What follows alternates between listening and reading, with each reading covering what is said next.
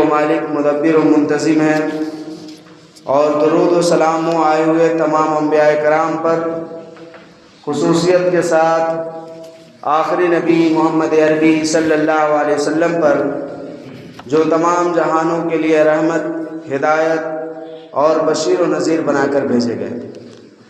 محترم سامعین، جیسا کہ ہم سب کو معلوم ہے کہ یہ رمضان المبارک کے ایام چل رہے ہیں اور رمضان المبارک کا مہینہ ہے، اور اس کے روزے ہم پر فرض کیے گئے ہیں، یعنی رمضان المبارک کے 30 یا 29 دن کے روزے ہم پر فرض ہیں۔ اور اللہ تبارک و تعالیٰ نے قرآن میں اس کی فضیلت بیان کی ہے اور اسے تقویٰ کا سبب قرار دیا ہے۔ اللہ تبارک و تعالیٰ نے قرآن کے اندر کہا، یا ایھا الذین آمنوا کتب علیکم الصیام کما کتب علی الذین من قبلکم لعلکم تتقون، کہ ایمان والوں تم پر روزے کو فرض کیا گیا ہے، یعنی اے ایمان والوں جو لوگ اللہ پر ایمان لائے ہو، اللہ کے رسول صلی اللہ علیہ وسلم کے رسالت کی گواہی دے رہے ہو، تم پر اللہ نے روزے کو فرض کیا، کما کتب علی الذین من قبلکم، یعنی اسی طرح روزے کو فرض کیا جس طرح تم سے پہلے کے لوگوں پر روزے کو فرض کیا گیا تھا، لعلکم تتقون، تاکہ تم اللہ کا تقوی اختیار کرو۔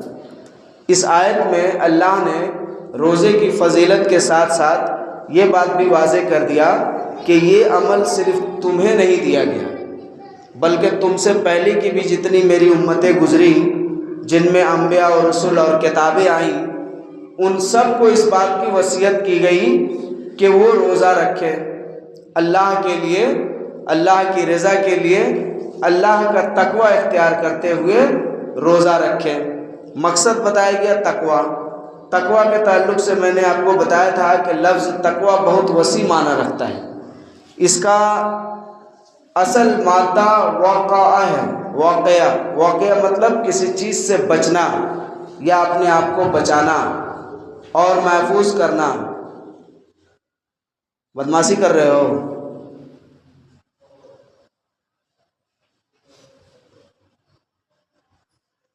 تو اپنے آپ کو بچانا، بچانے کا مطلب ہے کہ ہم اپنے آپ کو اللہ کے پکڑ سے، اللہ کے عذاب سے اپنے آپ کو بچائیں، اللہ کے عذاب سے بچائیں۔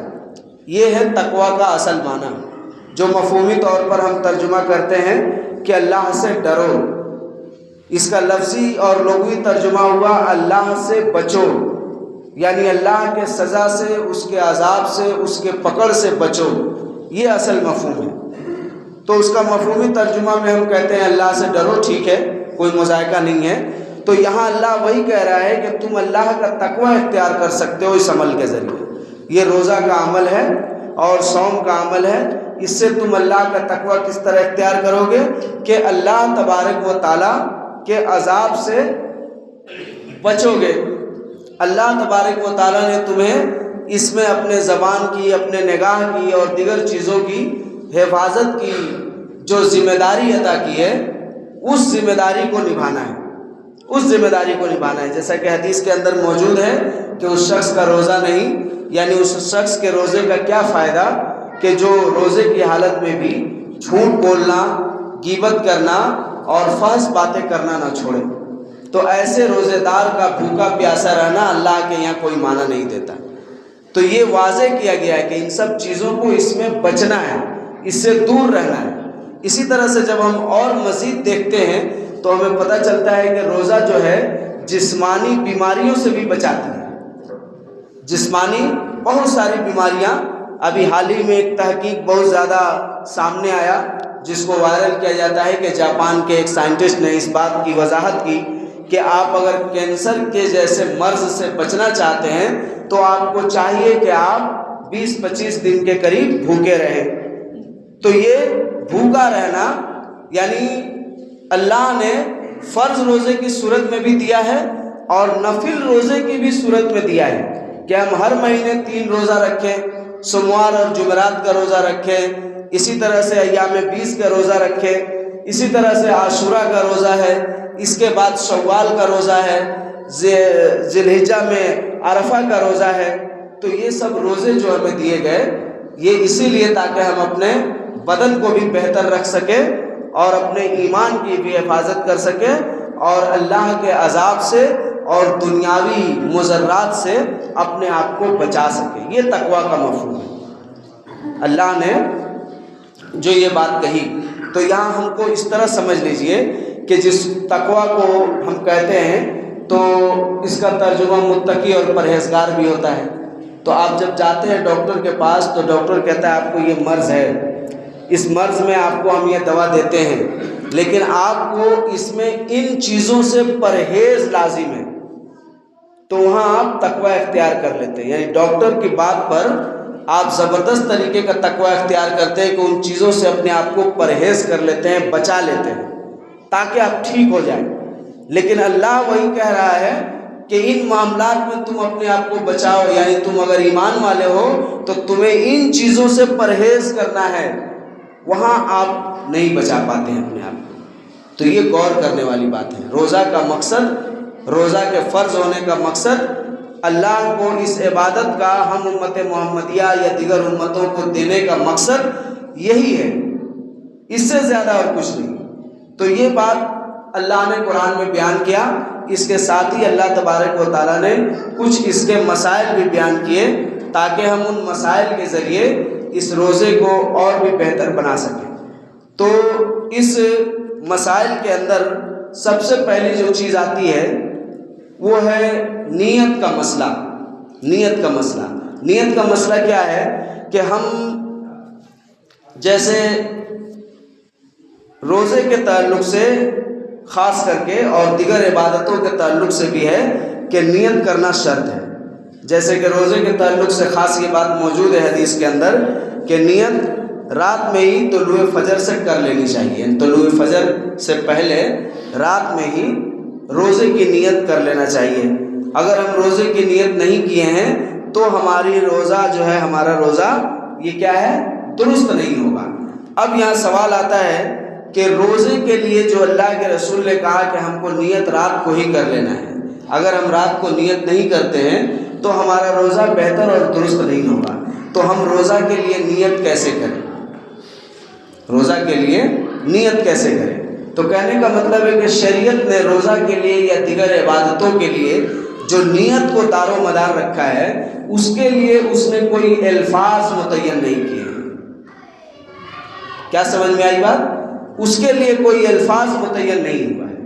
جیسے کہ بہت سارے لوگ الفاظ متعین کرتے ہیں کہ جماعت میں نماز پڑھتے ہیں تو میں نماز پڑھتا ہوں فلانے کے پیچھے، امام کے پیچھے، منہ میرا کعبہ کی طرف ادھر ادھر۔ جب اکیلے پڑھیں گے تو کیا نیت کریں گے؟ اس کا الفاظ ان کو نہیں پتہ ہے، اس کا الفاظ پتہ ہے۔ وضو بھی تو عبادت ہے، تو وضو جب کرتے ہیں تو کیا نیت کرتے ہیں کہ میں وضو کرتا ہوں، کتنی رکعت نماز پڑھنے کی، کون سی نماز پڑھنے، تو نہیں پتہ ہے۔ وہ سب جیسے ہوتا ہے ویسے ہی یہ بھی ہوگا، اسی کو نیت کہا جاتا ہے۔ نیت کا مطلب دل کا ارادہ، دل میں آپ کو ایک خیال آیا اور اس کام کو آپ کیے، یہی نیت ہے۔ نیت عربی لفظ یعنی دل کا ارادہ۔ ہم جب بازار جاتے ہیں تو بازار میں ہم جاتے ہیں اور دیکھتے ہیں، دل میں ارادہ کرتے ہیں کہ ہم کو آج جانا ہے، سامان لے کر آنا ہے، لیکن جب ہم وہ دیکھتے ہیں تو کچھ اور چیزیں ہم کو یاد آ جاتی ہیں، وہ بھی ہم خرید لیتے ہیں۔ لیکن آپ جب گھر سے جاتے ہیں تب یہ آپ نہیں کہتے ہیں کہ میں نیت کرتا ہوں بازار جانے کی، آلو مولی پٹل سبزی لانے کی، یہ آپ نہیں کرتے، آپ نکل جاتے ہیں۔ تو اسی طرح سے اس کا بھی بات ہے، کیونکہ یہ حدیث ہم کو بتا رہی ہے کہ ایک آدمی ہے اور وہ روزے سے ہے، اور روزے کی صورت میں وہ کہتا ہے مجھے بہت پیاس لگ رہی ہے، دل کر رہا ہے کہ میں پانی پی لوں، روزہ توڑ دوں۔ تو حدیث کے الفاظ ہیں کہ اس کا روزہ ٹوٹ گیا، اس کا روزہ ٹوٹ گیا اگر وہ یہ بات کہتا ہے تو اسی لیے کہا گیا ہے کہ رات میں ہی نیت کر لو، اس بات کا عزم مصمم اور پختہ ارادہ کر لو کہ کل صبح ہم کو انشاءاللہ روزہ رہنا ہے، ہم کسی طرح کی اس میں کوئی سمجھوتا نہیں کریں، دل میں ٹھان لو، یہی ہوا روزہ کا نیت، یہی ہوا روزہ کا نیت۔ کیونکہ صبح میں پھر ہم جب کچھ بھی اس طرح کی بات کہیں گے تو دوسری حدیث ہمیں بتا رہی ہے کہ ہمارا روزہ ٹوٹ گیا۔ حدیث کے الفاظ ہیں، اور اس پر جو میں نے بہت پہلے یہ کتابچہ بھی تیار کیا تھا، اس میں میں نے ان تمام حدیثوں کو جمع کیا ہے۔ تو کہنے کا مطلب کہ روزے کی نیت یہی ہے۔ الگ سے جو ہم نیت کرتے ہیں، نیت کے الفاظ پڑھتے ہیں، وہ بصوم غد نویت من شہر رمضان، تو اس کا کوئی ثبوت نہیں ہے۔ یہ بات سمجھ میں آ گئی۔ دوسری بات جو اس تعلق سے سب سے اہم ہے وہ سمجھا دیں کہ نیت زبان سے ادا کرنے کا تصور اسلام میں نہیں ہے، کتاب اور سنت میں نہیں ہے، لیکن لوگوں نے کچھ مذاہب بنا کر رکھے ہیں، جس کو ہم کہتے ہیں مذاہب اربع۔ امام ابو حنیفہ کی مذہب، امام شافعی کی مذہب، امام مالک کی مذہب، امام احمد بن حنبل کی مذہب، ان چاروں مذاہب میں زبان سے نیت کرنا کیا ہے؟ خلاف سنت اور بدعت ہے۔ کیا ہے؟ سنت کے خلاف ہے اور بدعت ہے۔ ان چاروں مسالک کا فتویٰ ہے۔ علامہ ابن تیمیہ رحمۃ اللہ علیہ اپنی کتاب مجموع الفتاویٰ میں یہ بات صراحت کے ساتھ لکھتے ہیں کہ زبان سے نیت کے لیے، نیت کرنا ہے عبادت کے لیے، خواہ نماز کے لیے، حج کے لیے، روزے کے لیے، کسی بھی چیز کے لیے، یہ سنت کی مخالفت ہے۔ ایسے آدمی کو سمجھایا جائے گا، کیا سمجھایا جائے گا؟ کہ وہ زبان سے نیت نہ کرے۔ نیت کا محل دل ہے، دل میں جو اس نے ارادہ کیا۔ آج آپ لوگ جمعہ کی نماز پڑھنے آئے ہیں اور آپ میں سے کوئی بھی یہ بات گھر سے کہتے ہوئے نہیں نکلا ہے کہ میں نیت کرتا ہوں جمعہ کی نماز پڑھنے کی، بس آج جمعہ ہے سبھی کوئی جانتا ہے، اور آ گیا نہا دھل کر کے نئے کپڑے، یہی نیت ہے، یہی نیت ہے۔ تو آگے لکھتے ہیں کہ ایسا کچھ نہیں ہے، اور یہ اسلام میں بھی نہیں ہے، چاروں مسالک میں بھی نہیں ہے، چاروں مسلک میں بھی نہیں ہے۔ امام مالک، امام شافعی، امام احمد بن حنبل، امام ابو حنیفہ اس کو مکروہ سمجھتے ہیں۔ اور اسی طرح آگے لکھتے ہیں کہ اس آدمی کو سمجھایا جائے، اگر وہ آدمی نہیں سمجھے تو قاضی وقت کو اس بات کی اجازت ہے کہ ایسے آدمی کو معاشرے میں پکڑے اور اس کو ڈنڈے مارے سنت کی مخالفت کرنے پر۔ یہ ان کا فتویٰ ہے، علامہ ابن تیمیہ رحمۃ اللہ علیہ کا، وہ اپنے مجموع الفتاویٰ میں لکھ رہے ہیں۔ تو نیت کا مسئلہ سمجھ میں آ گیا، یہ ہے شریعت میں نیت کا مسئلہ، جو دل نے ارادہ کیا وہی نیت ہے۔ اس کے بعد ہے چاند کے مسائل، کہ اب تو ہم نیت کریں گے لیکن چاند کا بھی ہے۔ تو چاند کا مسئلہ جو ہے وہ ہم لوگ رمضان میں آ کر یاد پڑتا ہے کہ رمضان کی چاند دیکھ کر دعا پڑھنی ہے، حالانکہ آپ کو معلوم ہونی چاہیے کہ رمضان المبارک کے چاند کو دیکھ کر دعا پڑھنا یہ شریعت میں نہیں ہے، بلکہ کیا ہے شریعت میں کہ ہر مہینے کے قمری، ہر مہینے کے پہلی تاریخ کے چاند کو دیکھ کر آپ دعا پڑھیں، اللہم احلہ علینا بالامن والایمان والسلامۃ والاسلام ربی و ربک اللہ۔ یہ صرف رمضان کے چاند دیکھنے کی دعا نہیں ہے، پورے 12 مہینے کی چاند کو دیکھ کر دعا پڑھنا ہے۔ اس کی وجہ یہ ہے، حکمت یہ ہے تاکہ ہم قمری مہینوں کا حساب رکھ سکیں۔ پہلے تو کیلنڈر لکھا ہوا نہیں رہتا تھا نا، تو چاند کے ذریعے لوگ پتہ کرتے تھے، تو اسی لیے اس دعا کو بھی سکھایا گیا۔ اور اس دعا میں یہ بات بھی مضمر ہے کہ جیسے ہم میں سے بہت سارے لوگ اس بات کا عقیدہ رکھتے ہیں کہ فلانا دن منحوس ہے، فلانا دن سعد ہے، فلانا دن یہ ہے وہ ہے، تو یہاں کہا گیا کہ اللہ سے تم اس بات کی دعا کرو کہ اللہ ہر پل، ہر گھنٹہ، ہر دن، ہر سال، ہر منٹ تمہارے لیے بہتر بنائے۔ اسی لیے ہر مہینے کی پہلی تاریخ کے چاند کو دیکھ کر یہ دعا پڑھنا چاہیے۔ اسی طرح سے چاند دیکھنے کا جو اعتبار ہے وہ آنکھوں سے ہے، دوربین سے نہیں۔ یہ الگ بات ہے کہ بہت سارے ممالک میں دوربین سے دیکھا جا رہا ہے، لیکن آنکھ سے دیکھنے کا حکم ہے۔ اسی طرح سے گواہی کی بھی بات ہے کہ اگر ہم گواہی لیتے ہیں تو گواہی کے لیے ہمیں ضرورت ہے کہ مطلع ایک ہونا چاہیے۔ مطلع کا مطلب ہوتا ہے کہ جہاں سے چاند طلوع ہوتا ہے وہ ایک ملک کا اگر ایک ہے تو ان کا ٹائمنگ دن سب ایک ہوگا، اور اگر مختلف ہے تو پھر مختلف ہوگا۔ تو اس لیے چاند دیکھنے میں اپنے علاقے کا اعتبار کیا جائے گا، اپنے علاقے کا اعتبار کیا جائے گا، اپنے ملک کا اعتبار کیا جائے گا، دوسرے کے ملک کا اعتبار نہیں ہوگا۔ اگر دوسرے کے ملک کا چاند اور ہمارے ملک کا چاند طلوع ہونے میں ٹائمنگ سیم ہے، تب ہم اس کا اعتبار کریں گے، اگر نہیں ہے تو نہیں کریں گے۔ تو یہ ہے اصل مسئلہ جو آپ صلی اللہ علیہ وسلم نے بتایا۔ اور رمضان کی پہلی تاریخ کی یا کسی بھی مہینے کے پہلے تاریخ کی چاند بسا اوقات بڑا بھی نظر آتا ہے، تو اس سے شک میں مبتلا نہیں ہونا چاہیے کہ لگتا ہے کہ 1 دن پہلے کا چاند ہے، لگتا ہے کہ 2 دن پہلے کا چاند ہے، وہ سارے لوگ بولتے ہیں، تو حدیث میں یہ بات منع ہے، ایسا نہیں کرنا چاہیے۔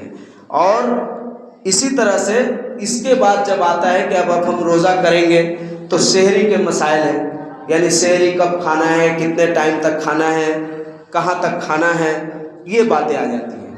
تو دیکھیے سب سے پہلی بات ہے کہ سحری جو ہے وہ جان بوجھ کر ترک نہیں کرنا ہے۔ کیا کرنا ہے؟ جان بوجھ کر سحری کو ترک نہیں کرنا ہے۔ نفل روزے میں یہ اجازت ہے کہ آپ سحری کھائیں، نہیں بھی کھائیں چلے گا۔ فرض روزے کے لیے سحری کو ترک نہیں کرنا ہے، کیونکہ آپ ایک سنت کو چھوڑ رہے ہیں جان بوجھ کر۔ یہ الگ بات ہے کہ آنکھ لگی رہ گئی اور آپ نہیں اٹھ پائے، کافی لیٹ سے اٹھے، تو اس میں آپ کو اختیار دیا گیا ہے۔ کیا اختیار دیا گیا ہے؟ کہ اگر تم اس بات کی طاقت رکھتے ہو کہ رکھ سکتے ہو تو رکھ لو، اور اگر نہیں تو پھر تم اس روزے کو توڑ دو، اگلے دن پھر اس روزے کو قضا کرو گے اور باقی جیسے روزہ رکھ رہے ہو رکھو۔ تو سحری کھانا سنت ہے۔ آپ صلی اللہ علیہ وسلم کی حدیث ہے کہ سحری جو ہے اہل کتاب یہود اور نصارہ اور مشرکین اپنے روزوں میں سحری کا اہتمام نہیں کرتے ہیں، تو تم اہل سنت تمہیں سحری کا اہتمام کرنا ہے، یعنی سحری کھا کر ہی روزہ رکھنا ہے۔ اور اسی طرح سحری تاخیر سے کھانی چاہیے اور افطار جلدی کرنی چاہیے۔ انشاءاللہ اس پر ہم آئیں گے، یہ آپ کو ہم مسئلہ بتا دیں۔ اسی طرح رمضان میں فجر کی اذان سے پہلے سحری کے لیے اذان دینا سنت سے ثابت ہے۔ جیسے کہ پہلے لوگ وقت کا تعین گھڑی نہیں تھا تو یہ صحابہ کرام کا عمل رہا، آج بھی اگر کوئی کرنا چاہتا ہے تو کر سکتا ہے۔ میں بھی اس میں کرتا تھا، ابھی اتنا استطاعت نہیں ہو پاتا ہے تو ہم نہیں کرتے ہیں، لیکن یہ سنت سے ثابت ہے کہ لوگوں کو اٹھانے کے لیے، سحری کے وقت کو بتانے کے لیے آذان دی جائے، آذان دی جائے، مساجد سے آذان دی جائے۔ یہ حدیث کے اندر موجود ہے، صحیح بخاری کی حدیث ہے، آپ دے سکتے ہیں۔ جیسے کہ اللہ کے رسول فرماتے ہیں، حضرت عائشہ کہتی ہیں کہ حضرت بلال رضی اللہ تعالیٰ عنہ رات کو ہی آذان دے دیا کرتے تھے، چنانچہ رسول اللہ نے فرمایا کہ اس وقت تک کھاؤ پیو جب تک ام مکتوم آذان نہ دے دے، اس لیے کہ ابن ام مکتوم رات کو یہ آذان دیتے تھے جب فجر ہو جائے، یعنی فجر کے قریب وہ آذان دیتے تھے، تو مطلب کہ سحری کا وقت ختم ہو گیا۔ اسی طرح سے سحری کھاتے وقت اگر آذان ہو جائے اور آپ کے ہاتھ میں سحری کا کھانا ہے، آپ کھا رہے ہیں، تو آپ کیا کریں گے؟ تو آپ کو چاہیے کہ اپنی سحری کو پورا کر لیں، اس سے آذان سے آپ کی سحری مکروہ نہیں ہوگی۔ بات سمجھ میں آئی کہ نہیں؟ آپ سحری کو پورا کر لیں، کھا لیں، آرام سے کھا لیں، اور پھر آپ نماز پڑھیں، اس سے آپ کو، لیکن یہ روزانہ کا معمول نہیں ہونا چاہیے۔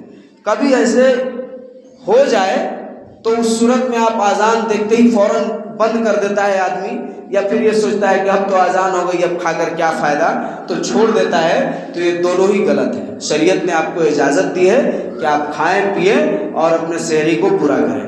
اس کو اور مزید ہم بتا دیں گے۔ مسائل افطار، اس کے بعد اب افطار کی باری آتی ہے۔ تو سحری تاخیر سے کھانی چاہیے، افطار جلدی کرنی چاہیے، یہ آپ صلی اللہ علیہ وسلم کی سنت ہے۔ تازہ کھجور، خشک یا پانی سے افطار کرنا سنت ہے۔ روزہ افطار کرنے کے لیے غروب آفتاب شرط ہے، یعنی روزہ جو ہم افطار کریں اس کے لیے شرط ہے کہ سورج غروب ہو جائے۔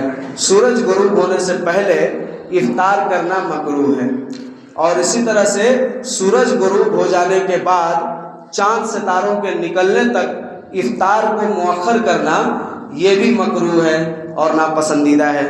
تو معلوم ہوا کہ افطار میں جلدی کرنی چاہیے۔ افطار کرتے وقت جو ہے دعا ہے، اس دعا میں صحیح دعا جو ہے وہ یہ ہے کہ ہم بسم اللہ کر کے افطار شروع کریں کھانا، اور کچھ کھا لیں تو پھر ہم یہ دعا پڑھیں، ذهب الظمأ وابتلت العروق وثبت الاجر انشاءاللہ، یہ دعا ہے۔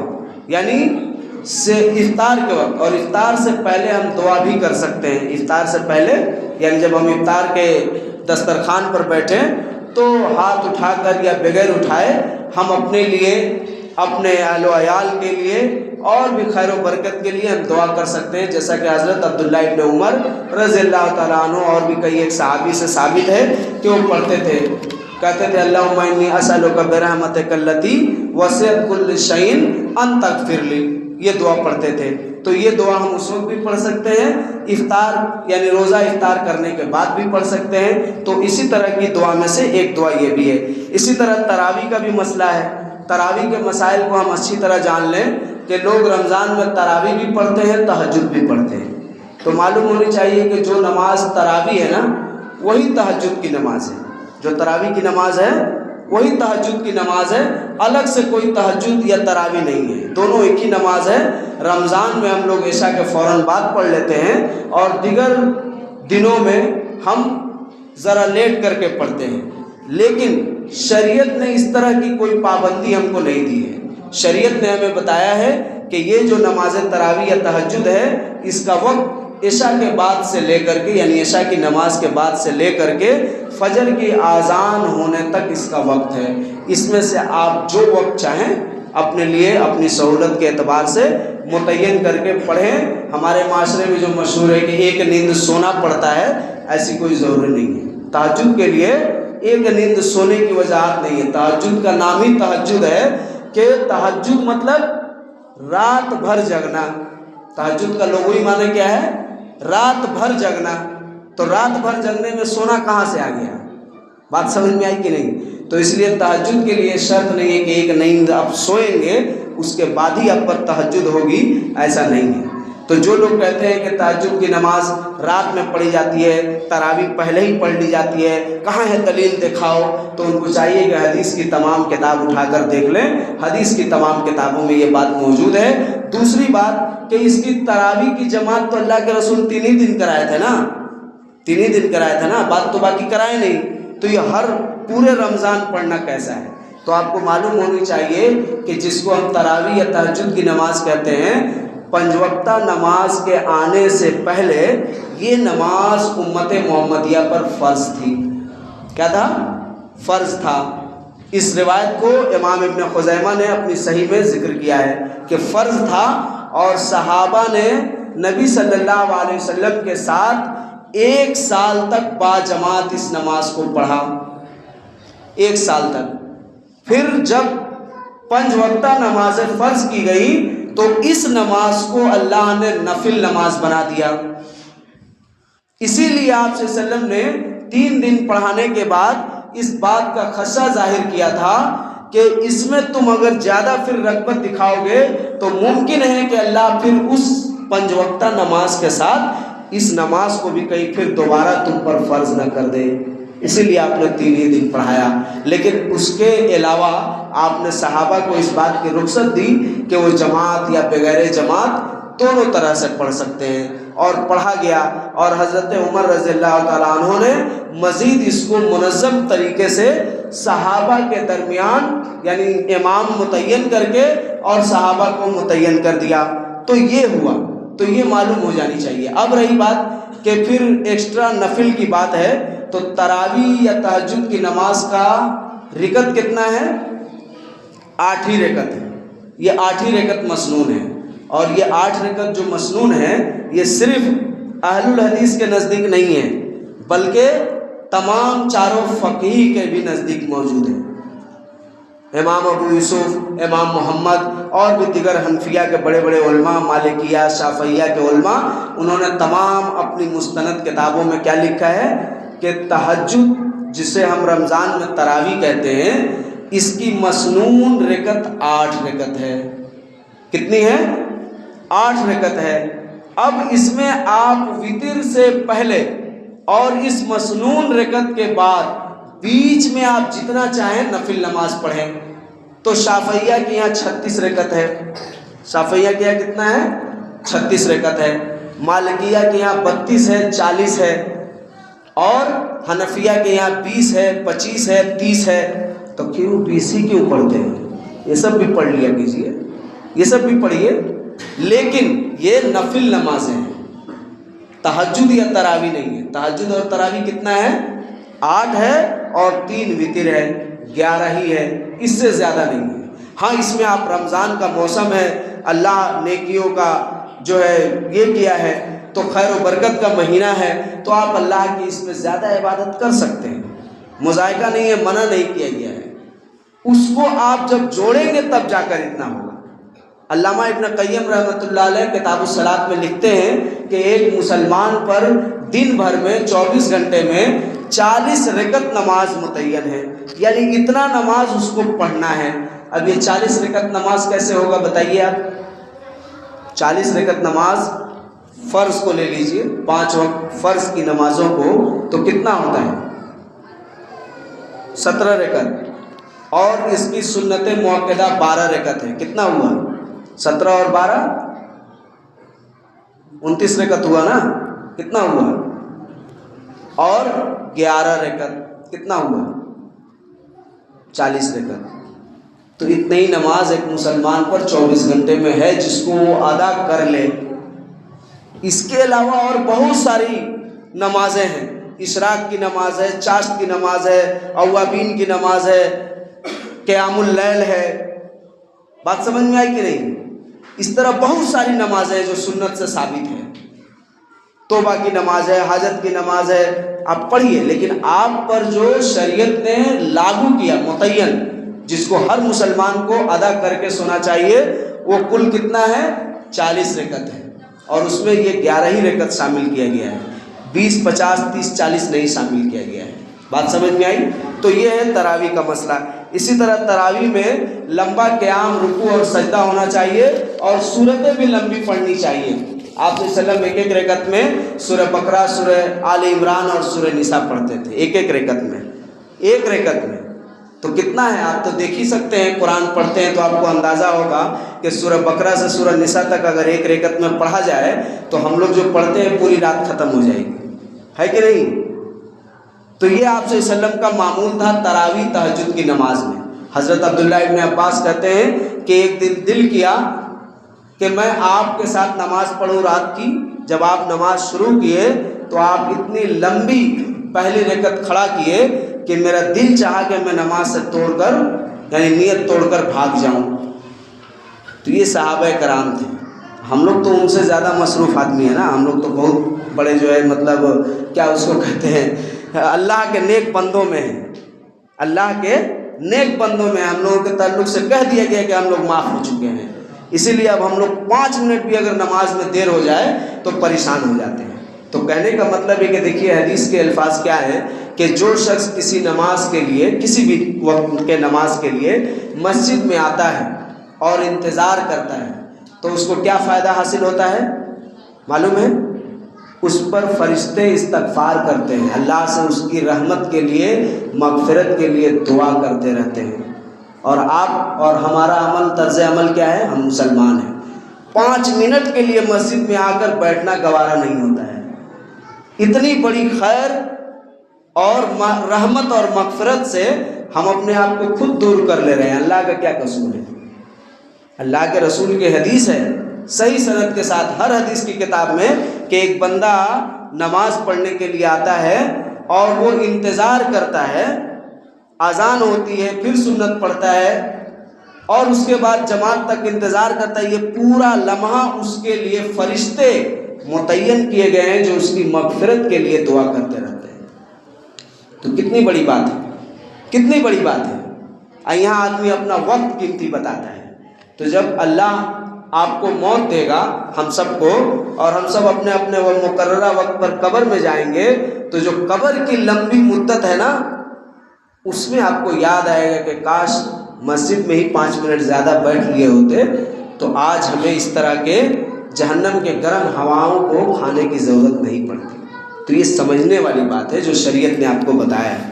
تو یہ رہا مسائل تراویح۔ مسائل وتر بھی وہی ہے کہ وتر آپ صلی اللہ علیہ وسلم سے 1 3 5 7 9 تک ثابت ہے، اور اس میں آپ صلی اللہ علیہ وسلم نے کئی ایک دعائیں بھی بتائی ہیں، جس میں سب سے مشہور دعا ہے اللہم اہدنی فیمن ہدیت وعافنی فیمن عافیت۔ تو یہ دعا پڑھنی چاہیے۔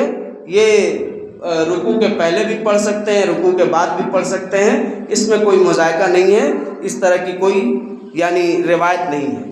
اور وطر سے سلام پھیرنے کے بعد 3 مرتبہ سبحان الملک القدوس کہنا ہے، جس میں 2 مرتبہ آہستہ آواز سے کہنا ہے اور 1 مرتبہ بلند آواز سے۔ اس کے بعد ہے رخصت الصوم کے مسائل، یعنی کن کن صورتوں میں آپ کو رمضان کے فرض روزے میں رخصت دیا گیا ہے کہ آپ ان روزوں کو چھوڑ سکتے ہیں۔ چھوڑنے کا مطلب کہ اس مریضانی کے لیے آپ چھوڑ سکتے ہیں، بعد میں اس کو آپ کی قضا کرنی ہے۔ تو اس میں ہے سفر میں روزہ رکھنا اور چھوڑنا دونوں درست ہے۔ اگر آپ کی استطاعت ہے تو آپ رکھ سکتے ہیں، لیکن اگر آپ اس لائق نہیں ہیں تو سفر میں ہیں تو آپ روزہ چھوڑ دیں، بقیہ دنوں میں یہ کر لیں۔ اسی طرح دودھ پلانے والی عورت، حاملہ عورت، حیض نفاس والی عورت مذکورہ حالت میں نہ روزے رکھے نہ نماز پڑھے، البتہ بعد میں روزے کی قضا کرے گی، نماز کی نہیں۔ یہ بھی ہمارے معاشرے میں بہت زیادہ گمراہی ہے کہ جس چیز کو شریعت نے عورتوں پر معاف کر دیا ہے اس کو وہ اپنے اوپر لازم کر لیتی ہے۔ شریعت نے کہا کہ ایسی صورتوں میں عورت سے جو نماز معاف کی گئی ہے وہ معاف ہے۔ معاف کا مطلب قضا نہیں ہے، معاف ہے، یعنی اس کو نہیں پڑھنا ہے، ختم۔ لیکن مردوں پر نہیں ہے، مردوں پر اس کی قضا ہے، عورتوں پر نہیں ہے۔ روزے کی قضا ہے، روزے کی قضا ایسی صورت میں معاف نہیں کی گئی ہے، کیونکہ روزہ تو ایک الگ چیز ہوا نا، اور نماز الگ چیز نہیں ہوا۔ نماز تو آپ کو ٹائملی پڑھنا ہے، ایٹ اے ٹائم پڑھنا ہے، تو اس لیے ایسی صورت کو آپ پھر کہاں سے لائیں گے؟ تو اسی لیے حیض کی حالت میں، نفاس کی حالت میں، دودھ پلانے کی حالت میں ایسی کوئی پریشانی ہے، جو دودھ پلانا، چھوٹا بچہ ہے بار بار گود میں پیشاب کر دے رہا ہے، کپڑے ناپاک ہو جا رہے ہیں، تو ان سچویشن میں کیا ہے، عورتوں پر نماز معاف کر دیا گیا ہے۔ ان نمازوں کی وہ قضا ہی نہیں دیں گی، لیکن روزہ کی قضا دیں گی۔ جب ان حالتوں سے گزر جائیں گی تو پھر اس روزے کو قضا کریں گی جتنا روزہ ان کا چھوٹا ہے۔ اسی طرح روزے کے قضا کا مسئلہ تو اس کے تعلق سے ہے کہ فرض روزے کی قضا آئندہ رمضان سے پہلے کسی بھی وقت ادا کی جا سکتی ہے، اور اگر دوسرا رمضان آ گیا تو اسے موجودہ رمضان کے روزے رکھنے کے بعد گزشتہ رمضان کی قضا کے ساتھ روزانہ ایک مسکین کو کھانا کھلانا ہے، اور فرض روزوں کی قضا متفرق طور پر یا لگاتار دونوں طرح سے کر سکتی ہے، جائز یعنی کیا جا سکتا ہے۔ مطلب کیا سمجھ میں آیا کہ کچھ لوگ سوچتے ہیں کہ ہمارا تو پہلے رمضان کا کچھ روزہ قضا ہے تو اس رمضان کا رکھیں گے، کیسے رکھیں گے، وہ تو پورا کیے نہیں ہیں۔ تو ایسا کچھ بات نہیں ہے، وہ جو باقی ہے اس کو بھی گن لیجئے، اور اس میں جو چھوٹے گا اس کو بھی گن لیجئے، اور اس کو بعد میں اگلے رمضان آنے تک، اس رمضان کے ختم ہو جانے کے بعد جب آپ چاہیں چھوڑ کر ایک دن کر کے یا لگاتار کر کے آپ رکھ سکتے ہیں۔ اسی طرح سے اگر افطار وقت سے پہلے کر لے اور سحری وقت مقررہ کے بعد کرے، اور پھر اسے معلوم ہو کہ ہم سحری اور افطاری کرنے میں غلطی ہو گیا، ہم سے ٹائم کا یہ نہیں ہو پایا، تو اس کے لیے کیا ہے، اس پر کوئی قضا نہیں ہے، یعنی اس کا روزہ پورا ہو گیا، اس کے لیے اس کو قضا نہیں کرنا ہوگا۔ اسی طرح مرنے والے کے ذمہ روزہ تھا تو اس کا وارث اس روزے کو پورا کرے گا۔ لوگ اس کو نہیں دیکھتے ہیں کہ میرا جو خاندان کا آدمی مرا وہ روزے دار تھا کہ نہیں، اور اس پر رمضان کے کتنے روزے قضا تھے، اس کو پورا کرے، یہ نہیں پوچھتے ہیں لوگ۔ کیا پوچھتے ہیں؟ ان قرآن پڑھ دیں گے تو چلا جائے گا، فلانا پڑھ دیں گے تو چلا جائے گگا، کچھ کامل مولما نے یہاں تک لکھا ہے کہ نمازوں پڑھو گے تو چلا جائے گا۔ تو ٹھیک ہے، انہی کا نماز آپ پڑھیے، اپنا نماز اب آپ کا اولاد پڑھے گا، دیکھا جائے گا، ہے کہ نہیں؟ آپ انہی کا نماز پڑھیے۔ تو یہ جہالت ہے۔ اسی طرح حیض اور نفاس والی عورت مذکورہ حالت میں روزہ نہ رکھے اور نماز نہ پڑھے، بعد میں روزہ کی قضا کرے گی، نماز کی نہیں۔ اسی طرح سے وہ امور جن سے روزہ ٹوٹتا ہے، تو روزے کی حالت میں اگر یعنی احتلام ہو جائے تو روزہ نہ مکروہ ہوتا ہے اور نہ ہی ٹوٹتا ہے، اور مستحاضہ کی روزے کا بھی یہی معاملہ ہے، یعنی وہ امور جن سے روزہ نہیں ٹوٹتا۔ تو کیا ہے کہ روزے کی حالت میں اگر مزید خارج ہو جائے یا احتلام ہو جائے، یا مستحاضہ کی حالت ہے کچھ عورتوں کی، وہ مستحاضہ کا مطلب یہ ہوتا ہے کہ پیریڈ کے بعد بھی کچھ عورتوں کو یہ بیماری ہوتی ہے کہ پیریڈ کے ایام کے بعد بھی ان کو ڈسچارج ہوتا ہے، جس کو مستحاضہ کہا گیا ہے۔ تو ایسے صورت میں ان پر روزہ ہے، اس سے ان کا روزہ نہیں ٹوٹے گا۔ اسی طرح سے سخت گرمی میں سر پر پانی ڈالنے یا کپڑا تر کر کے بدن پر رکھنے سے روزہ نہیں ٹوٹتا۔ اسی طرح اگر اپنے نفس پر قابو ہو تو گوش و کنار سے بھی روزہ نہیں ٹوٹتا۔ طلوع فجر کے بعد غسل جنابت کرنے سے بھی روزہ نہیں ٹوٹتا۔ کلی کرنے اور ناک میں پانی ڈالنے سے بھی روزہ نہیں ٹوٹتا۔ تھوک اور گرد و غبار کا حلق میں جانے یا نگل جانے سے بھی روزہ نہیں ٹوٹتا ہے۔ مسواک کرنے سے بھی روزہ نہیں ٹوٹتا۔ اگر کوئی بھول چک کر کھا پی لیا تو اس سے بھی روزہ نہیں ٹوٹتا۔ روزے کی حالت میں سینگی لگوانا یعنی پچنا لگوانا، جس کو انگلش میں پوپی تھراپنگ کہتے ہیں، وہ کروانے سے بھی روزہ نہیں ٹوٹتا۔ سر میں تیل لگانے، کنگھی کرنے، خوشبو لگانے یا ہڈیا کا ذائقہ چکھ لینے، یعنی کوئی چیز آپ بنا رہے اس کا نمک ٹیسٹ کر کے تھوک دیے، حلق کے نیچے نہیں گیا تو اس سے بھی، اور اگر مکھی حلق کے نیچے چلی جائے، کوئی مکھی اڑ کے آئی منہ میں گھسی اور حلق کے نیچے چلی گئی، تو اس سے بھی روزہ نہیں ٹوٹتا ہے۔ خود قے آ جائے یعنی وومیٹنگ ہو جائے، آپ خود وومیٹنگ نہیں کریں بلکہ ہو جائے خود بخود، تو اس سے روزہ نہیں ٹوٹتا۔ ناک، کان، آنکھ میں دوا ڈالنے سے بھی روزہ نہیں ٹوٹتا ہے۔ سرما لگانے سے بھی روزہ نہیں ٹوٹتا ہے۔ انجیکشن لگوانے سے بھی روزہ نہیں ٹوٹتا ہے، بشرطے کہ وہ طاقت کا انجیکشن نہ ہو، یعنی غذا کا انجیکشن نہ ہو۔ دوا ہو تو الگ بات ہے، یا خون بلڈ رپورٹ کے لیے آپ دے رہے ہیں، اس سے بھی روزہ کیا ہے، ٹوٹتا نہیں ہے، یہ مکروہ نہیں ہوتا ہے۔ اور وہ امور جن سے روزہ ٹوٹ جاتا ہے تو کیا ہے، جان بوجھ کر کھانے پینے سے، جان بوجھ کر قے کرنے سے، بیوی سے ہم بستری کرنے سے، اور گلوکوز یا خون یا کوئی دوائی اندر داخل کرنے سے روزہ ٹوٹ جاتا ہے۔ حیض اور نفاس کی حالت میں روزہ ٹوٹ جاتا ہے۔ احتلام سے نہیں مگر مشک زنی وغیرہ کرنے سے روزہ ٹوٹ جاتا ہے۔ تو یہ وہ امور ہیں جن سے روزہ ٹوٹ جاتا ہے۔ اور روزے دار کو جن چیزوں سے اجتناب ضروری ہے وہ ہے جھوٹ، غیبت، گالی گلوچ، لڑائی جھگڑا اور لغو اور رفث والی چیزوں سے۔ اسی طرح اعتکاف کے مسائل ہیں۔ اعتکاف کے مسائل میں اعتکاف یہ ہے کہ سنت مؤکدہ ہے، اسے کرنا چاہیے۔ اعتکاف کا آغاز آخر عشرے میں کرنا زیادہ بہتر ہے، اور اعتکاف کے لیے مسجد شرط ہے، اور مرد اور عورت دونوں کے لیے یہ ضروری ہے۔ یہ الگ بات ہے کہ اگر مسجد میں عورتوں کے لیے سہولت موجود نہیں ہے تو گھر میں اعتکاف کر سکتی ہیں، جو کم درجے کا ہوگا، لیکن افضل درجے کا اعتکاف کیا ہے، مسجد میں کرے، اور اس کے لیے مسجد انتظامیہ کو بھی انتظام کرنا چاہیے۔ اور آپ صلی اللہ علیہ وسلم کے ازواج میں سے بہت ساری بیویاں آپ کی مسجد میں ہی اعتکاف کرتی تھیں، حدیث کے اندر موجود ہے۔ اسی طرح اعتکاف کرنے والے کی مدت کم سے کم 1 دن یا 10 دن ہے، یا اس سے زیادہ 20 دن بھی وہ کر سکتا ہے۔ اعتکاف کرنے والا بستر اور چارپائی بھی استعمال کر سکتا ہے۔ اعتکاف کرنے والا صبح کے وقت باہر آ سکتا ہے۔ اعتکاف کرنے والے سے اس کی بیوی رات میں ملاقات کرنے آ سکتی ہے، اور وہ اس کو مسجد سے گھر تک چھوڑنے جا سکتا ہے۔ اسی طرح اگر ضرورت کے تحت معتکف باہر نکلتا ہے اور کس سے ملاقات ہو جائے تو اس کا خبر خیریت پوچھتے ہوئے وہ چلا جا سکتا ہے، اس کے پاس ٹھہرنا ضروری نہیں ہے۔ اور اسی طرح سے رمضان میں اعتکاف کے لیے روزہ رکھنا ضروری ہے، بقیہ ایام میں ضروری نہیں ہے، مگر یہ افضل عمل ہے۔ اسی طرح سے اعتکاف کرنے والا اپنے اوپر سے کسی بدگمانی کو دور کر سکتا ہے، یعنی جب وہ اعتکاف میں بیٹھے تو کوئی لوگ اس سے اگر کوئی بدگمان ہے یا کچھ ہے تو ان سب چیزوں کو اپنے طور سے صاف کرے۔ کوئی شخص اعتکاف کا قصد کرے لیکن پھر مناسب معلوم ہو کہ اعتکاف نہ کرے تو یہ بھی درست ہے، یعنی اگر کوئی شخص اعتکاف کی نیت کر لیا تو اب زبردستی نہیں ہے کہ وہ اعتکاف میں بیٹھے کرے گا، وہ اپنی کس پریشانی کی وجہ سے اعتکاف کو مؤخر بھی کر سکتا ہے۔ اعتکاف کرنے والا اپنا سر دھونے کے لیے گھر میں جا سکتا ہے۔ اسی طرح اعتکاف کرنے والا بلا ضرورت گھر میں نہ جائے۔ اسی طرح مستحاضہ عورت بھی اعتکاف کرے، جائز ہے، اور اس کے لیے بھی مسجد ہی شرط ہے۔ اعتکاف کرنے والے کے لیے مستحب ہے کہ وہ نفلی عبادات جیسے نماز، تلاوت قرآن، ذکر و اذکار، استغفار، کثرت دعا اور نبی پر کثرت سے درود بھیجنے کا اہتمام کرے، لایانی کام، بیہودہ گفتگو سے اجتناب کرے، دنیاوی امور سے متعلق بھی زیادہ بات چیت نہ کرے، اور لڑائی جھگڑا، گالی گلوچ اور فحش کلامی سے پرہیز کرے، کیونکہ اس کا مقصد تقوی اختیار کرنا ہے، اور اگر آدمی تقوی اختیار کر کے اللہ کا ولی نہ بن سکے تو پھر اس کا کوئی مقصد نہیں۔ حدیث میں یہی بات ہے۔ عورتیں بھی اعتکاف کریں گی اپنے شوہر کی اجازت سے، اگر شوہر اجازت نہیں دے تو ان کے لیے اعتکاف جائز نہیں ہوتا ہے۔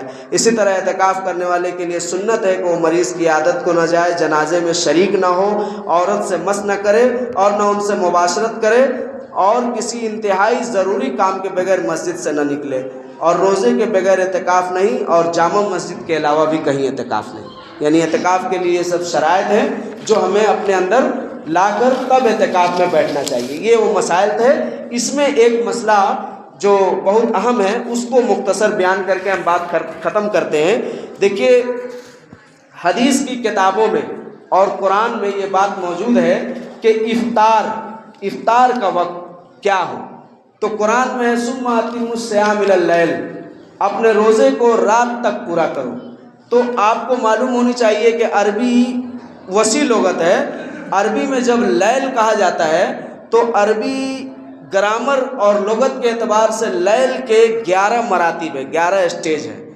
پہلے حصے کو کہا جاتا ہے شفق، دوسرے کو گشک، تیسرے کو اتما، چوتھے کو صدفہ، پانچویں کو فہمہ، چھٹے کو زلفہ، ساتویں کو بہرا، آٹھویں کو سحر، نویں کو فجر، 10ویں کو صبح اور 11ویں پیریڈ کو صباح کہا جاتا ہے۔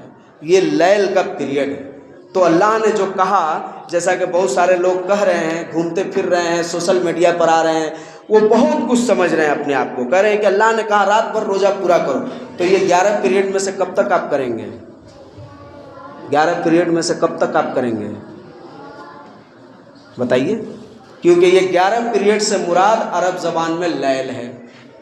تو جب یہ 11 پیریڈ کہہ دیا گیا نا، تو شریعت نے یعنی آپ صلی اللہ علیہ وسلم نے اس 11 پیریڈ میں سے کس پیریڈ سے مراد اللہ نے لیل لیا ہے اس کی وضاحت کی، اور فرمایا کہ لیل سے مراد شفق کا پیریڈ ہے۔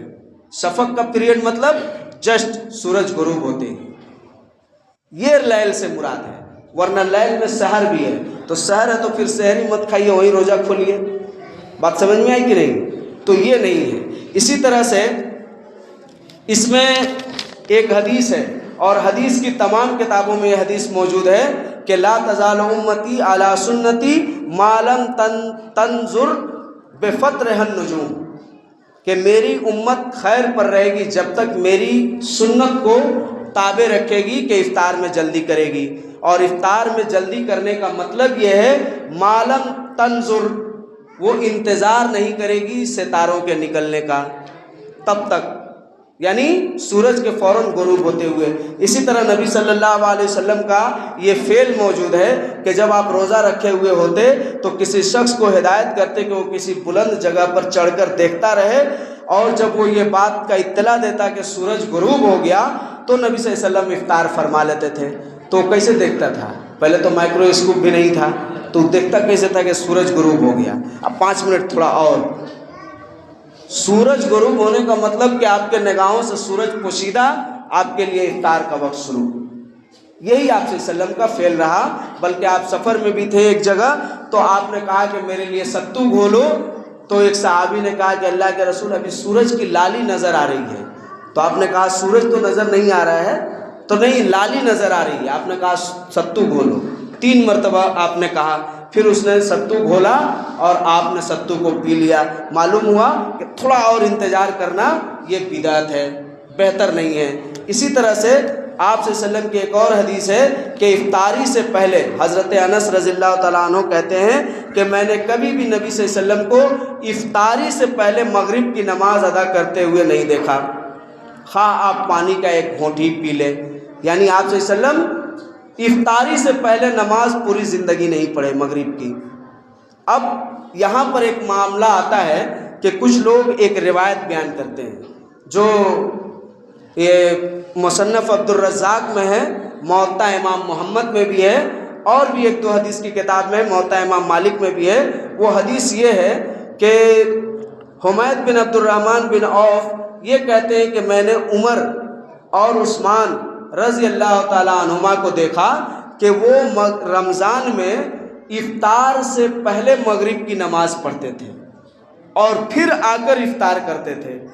تو پہلی بات آپ کو معلوم ہونی چاہیے کہ یہ روایت جو ہے صحیح نہیں ہے، منقطع ہے، کیونکہ انہوں نے ان کا دور نہیں پایا، نہیں دیکھا، اور اس دوسری وجہ یہ ہے کہ اس کو صحیح نہیں کہا گیا، یہ ضعیف ہے، اور تیسری وجہ یہ ہے کہ یہ روایت ڈیفرنٹ ہے، ایک ہی راوی 2 بات بیان کر رہے ہیں، ایک ہی راوی 2 بات بیان کر رہے ہیں۔ کیا کہہ رہے ہیں کہ میں نے عمر رضی اللہ تعالیٰ عنہ کو اور عثمان رضی اللہ تعالیٰ عنہما کو کیا دیکھا کہ آپ لوگ پہلے مغرب کی نماز پڑھتے تھے پھر افطار کرتے تھے۔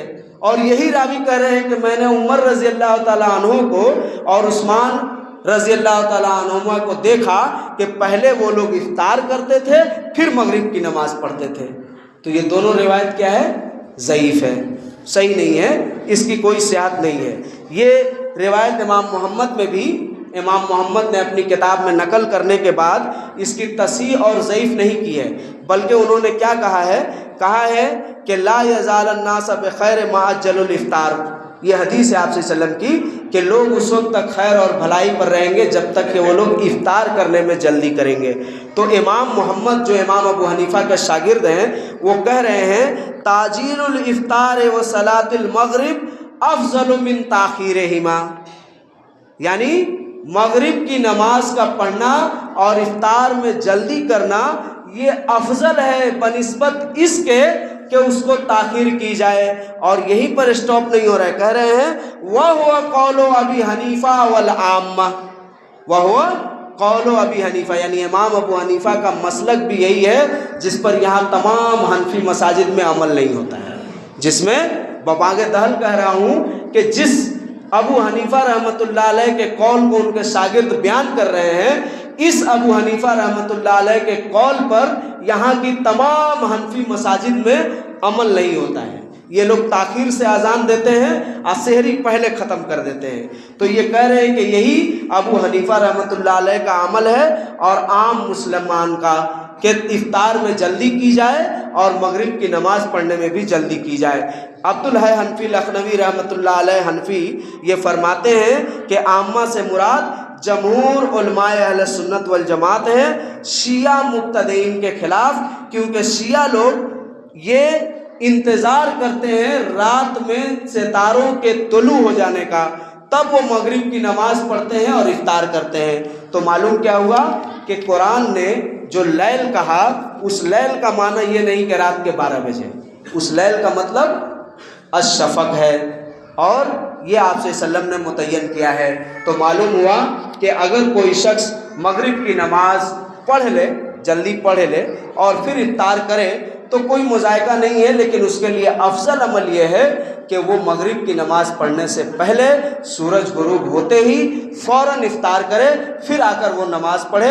اور افطار کے لیے یہ بھی نہیں کہا گیا کہ بھر پیٹ کھائیے، آپ تھوڑا سا کھا کر جلدی نماز پڑھ لیجئے پھر جا کر اطمینان سے کھائیے، یا پورا آپ کھا کر آ کے نماز پڑھیے، اس میں کوئی مذائقہ نہیں۔